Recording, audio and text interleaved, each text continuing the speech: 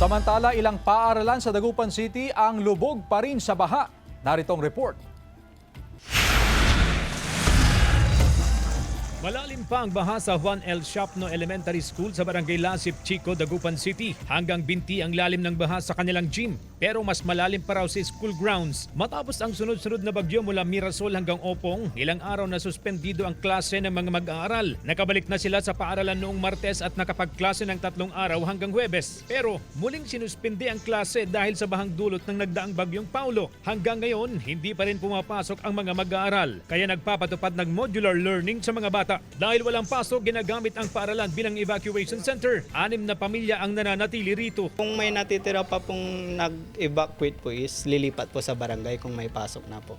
2 linggo na ang mag-anak ni Joanna sa evacuation center. Abot daw hanggang dibdib ang antas ng baha sa kanilang bahay sa Purok 3. Kaya dinala na sa evacuation center ang ilan nilang gamit.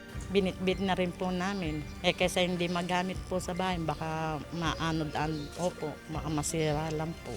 Mahigit 2 linggo na rin na hindi nakakauwi ang mag-anak ni Josie. Tinamaan ng araw ng sakit ang kanyang asawa. Kahapon lang po yan, sir. Masakit po yung likod niya. Tapos kagabi na po, may sinat na rin po, may lagnat.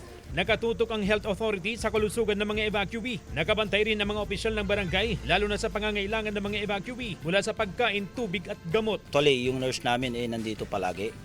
Siya po ang nagmo-monitor doon, tapos yung mga BHW. Sila po ang pumitingin sa kanila. Tirik ang araw kanina pero sa bahaging ito ng Purok 3, pahirapan ang sitwasyon ng mga residente na lumulusong sa baha. Kasama si Jing Dakanay, CJ Torida, One North Central Luzon.